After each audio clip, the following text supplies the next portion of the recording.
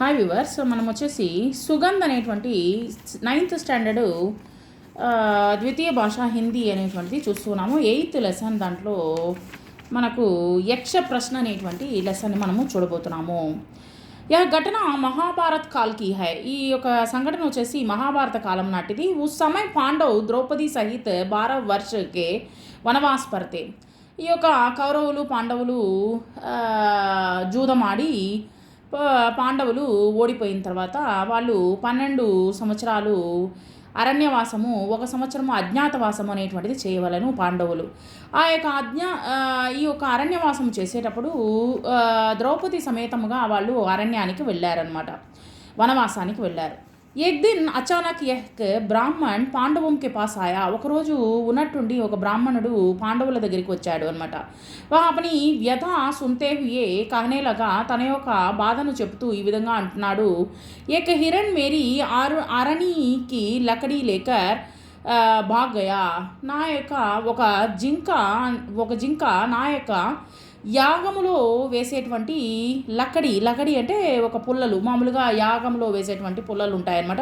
దాన్ని అరణి అంటారనమాట. ఈ యొక్క అరణిలో వేసేటువంటి పుల్లలను వచ్చేసి తీసుకొని పారిపోయింది. అబ్ మేరే పాస్ యజ్ఞకి అగ్ని పైదా కర్నే కే లియే దూసరీ లకడి నహీ హై. ఇప్పుడు యజ్ఞం చేయాలంటే నా దగ్గర వేరొక పుల్లలు కూడా లేవు. కృపయా మేరీ లకడి వాపస్ దిలాదో. నాకు ఎలాగైనా సరే ఆ యొక్క జింక దగ్గర నుంచి నాకు ఆ యొక్క పుల్లల్ని తీసుకొని వచ్చి ఇవ్వండి అని చెప్పేసి బ్రాహ్మణుడు అడిగాడు.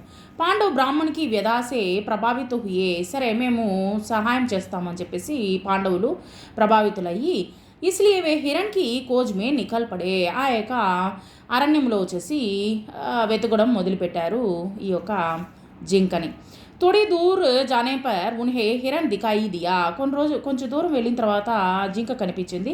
ఉసే పక్కనే के लिए वे आगे बढ़े परंतु పరిగెత్తుకుంటూ వెళ్ళారు. హిరణ్ ఉన్కి ఆంఖోం సే పునః గాయబ్ హో గయా. మరలా వచ్చేసి అక్కడ నుంచి పారిపోయింది ఆ యొక్క జింక. హిరణ్కి కోజ్ మే భటక్తే హుయే వే తక్ గయే. బాగా వెతకడంలో బాగా టైర్డ్ అయిపోయారు. और विश्वास के लिए एक वृक्ष के नीचे बैठ गए. దాన్ని నమ్మకంతో మరలా తిరిగి వస్తుందన్నటువంటి ఉద్దేశంతో ఒక చెట్టు కింద కూర్చున్నారనమాట. ప్యాస్కే మారే బాగా దాహం వేస్తూ ఉండేసరికి సభీకే కంఠ సూక్ రహేతే. అందరి యొక్క గొంతు ఎండిపోయింది. యుధిష్ఠర్నే నకుల్కో పానీకి తలాష్ మే బేజా. సరే నకుల్ను వచ్చేసి వెళ్ళి నీళ్ల కోసము ఎక్కడుందో జాడ వెతకమని పంపించాడనమాట. నకుల్ పానీకి కోజ్ మే నికలా ఔర్ చల్తే చల్తే ఏక సరోవర్కి పాస్ పहुंचा. సరే అనేసి ఒక సరోవరం దగ్గరికి వెళ్ళాడనమాట. సరస్సు దగ్గరికి, వాటర్ ఉండేటువంటి ప్లేస్కి వెళ్ళాడనమాట, చెరువు దగ్గరికి వెళ్ళాడు. సరోవర్ దగ్గర ఉస్కా మన్ ప్రఫుల్లిత హోవుట, చాలా అందంగా ఉంది. వా సోచనే లగాకి క్యో నా మై పహలే అపని ప్యాస్ భుజాలు. నేను ఎందుకు ఈ యొక్క నీళ్ళని తాగకూడదు మొదట అని చెప్పేసి నీళ్ళు పానీ పీనే కే లియే ఉద్యుత్ హీ హువా తాకి సహసా ఏక ఆవాజ్ గూంజ్ ఉటి. ఉన్నట్టుండి అక్కడ నుంచి ఒక సౌండ్ వినిపించింది అనమాట. ఏ నకుల్ పానీ పీనేకి దుస్సాహస్ నా కరే. నీళ్లు తాగేదానికి నీకు ఎటువంటి సాహసాన్ని చేస్తున్నావు, ఎటువంటి సాహసం చేస్తున్నావు, దుస్సాహసనం చేస్తున్నావు, సాహసం అనేటువంటి చేస్తున్నావు. సావధాన్ అంటే హెచ్చరిస్తూ ఉందన్నమాట. సావధాన్ గమనించు. పాలే మేరే ప్రశ్నకే ఉత్తర్దు. నేను అడిగినటువంటి ప్రశ్నలకి సమాధానం చెప్పు, ఆ తర్వాత వచ్చేసి నీళ్లు తాగు అని చెప్పేసి చెప్పిందనమాట. నకుల్ చేతావనికి పర్వాహన కర్నే పానీ పీనేలాగా అంటే దాహం వేస్తుంది, ఏంటో రాక్షసులు తిరుగుతూ ఉంటారు, ఈ మాటలనే వినకూడదు అని చెప్పేసి నకులుడు నీళ్లు తాగేశాడనమాట. పానీ పీతే హీ వహ భూమి పర్ గిర్పడా. కళ్ళు తిరిగి పడిపోయాడనమాట. బహుత్ దేర్ తక్ నకుల్కే నా లౌట్నే పర్ యుధిష్ఠర్కో చింతా సతానేలాగా. ఏంట్రా నాయన, నకులుడు మరలా తిరిగి రాలేదే, మనకు ఏం చేయాలి, చాలాసేపు అయింది నీళ్ళ కోసం వెళ్ళి జాడ కనిపించలేదు అని చెప్పేసి యుధిష్ఠరుడు ఒకటే బాధపడడం మొదలుపెట్టాడు.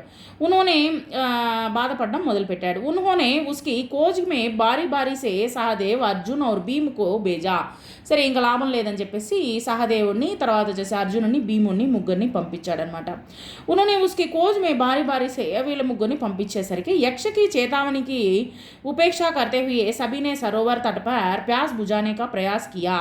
మరలా వీళ్ళు కూడా నీళ్లు తాగడం కోసము వెతకడం మొదలుపెట్టారు. और नकुल की भांति दरा पर గయే తన యొక్క శరీరం అక్కడ పడి ఉంది, నకులుని యొక్క శరీరం పడి ఉంది. జబ్ కోయి బి లౌట్కర్ నా ఆయాతో యుధిష్ఠర్ తను కూడా వాళ్ళు అక్కడే ఉండిపోయారు.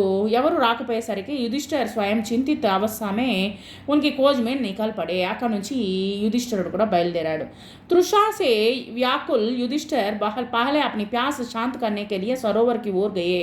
సరే బాగా దాహం వేస్తుంది, నీళ్లు తాగుదామని చెప్పేసి ఆ యొక్క నీళ్ళ సరోవరానికి వెళ్ళాడనమాట. వహీ యుధిష్ఠిర్కు అపనే భాయి ధరాపర్ పడే దికాయి దియే. వాళ్ళ నలుగురు అన్నదమ్ములు కింద పడి ఉండడం చూశాడనమాట. జైసే హీ వే ఆగే బడేతో చాలా ఉన్హే బి వహీ ఆవాజ్ సునాయి ది. మరలా ఆ యొక్క శబ్దము, ఆ యొక్క వాయిస్ అనేటువంటిది వినిపించింది. మరలా వచ్చేసి వినిపించేసరికి సావధాన్ తుమారే బాహ్యంనే మేరే చేతావనికి ఓర్ ధ్యాన్ నహి దియా. నేను అడిగినటువంటి ప్రశ్నలకు సమాధానం చెప్పకుండా నీళ్ళలో దూకారు, వాళ్ళ యొక్క పరిస్థితి చూడు అని చెప్పేసి ఒక సౌండ్ వినిపించింది అనమాట. చెప్పిన మాట వినలేదు. ఇస్లియే ఉనికి దశ ఈ విధంగా జరిగింది అని చెప్పేసి ఏది తుమ్ పానీ పీనా చాతేతో పహలే మేరే ప్రశ్నకు ఉత్తర్ దో.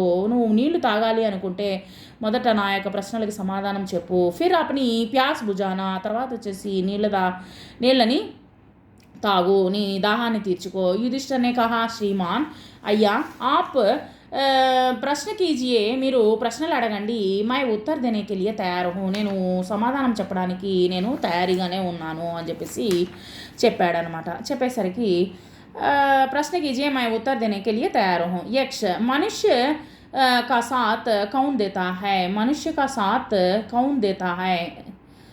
యుధిష్ఠర్ ధైర్య హి మనుష్య కా సాత్ దేతా హై. భగవంతుడు మనుషునితో పాటు దేన్ని ఇస్తాడు అని చెప్పేసి అడిగాడనమాట.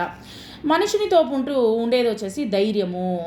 యక్ష వహ కౌన్ సా శాస్త్ర హై జిస్కా అధ్యయన్ కర్కే మనుష్య బుద్ధిమాన్ బంతా హై. ఎటువంటి శాస్త్రాన్ని చదివితే మనిషి బుద్ధిమంతుడవుతాడు. యుధిష్ఠర్ సమాధానం చెప్తున్నాడు. కోయి బి శాస్త్ర ఐసా నహీ హై. అటువంటి శాస్త్రాలు ఏంటి ఏమి లేదు. మహాన్ లోగోంకి సంగతి సే హీ మనుష్య బుద్ధిమాన్ బంతా హై.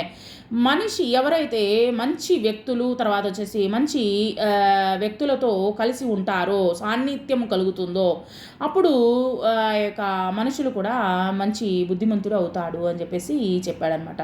యక్ష భూమిసే భారీ చీజ్ క్యా హై. భూమి కన్నా పెద్ద వస్తువు ఏమిటి. యుధిష్ఠర్ సంతాన్ కో खोग में धारण करने वाले माता भूमि से भी भारी होती है.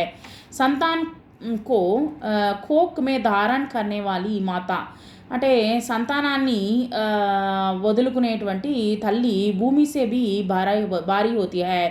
భూమి కంటే భారమైనటువంటి వస్తువు.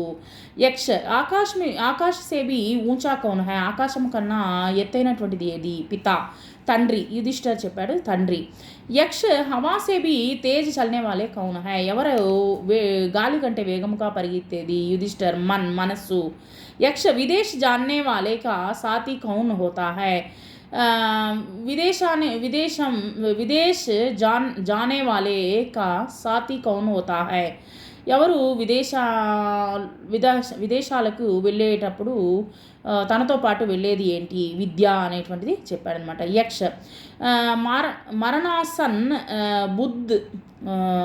బుద్ధ్ కా మిత్ర కౌన్ హోతా హై. వృద్ధ కా మిత్ర కౌన్ హోతా హై. మరణంలో ఉండేటప్పుడు వృద్ధునికి మిత్రుడు ఎవరు. యుధిష్ఠర్ దానము. క్యోంకి వహీ మృత్యు కే బాద్ అకేలే చల్నే వాలే జీవ్ కే సాత్ సాత్ చల్తా హై. తను దానం అనమాట. దానము తనతో పాటు వస్తుంది. క్యోంకి వహీ మృత్యు కే బాద్ మృత్యువు జరిగిన తర్వాత కూడా అకేలే చల్నే వాలే జీవ్ కే సాత్ సాత్ చల్తా హై.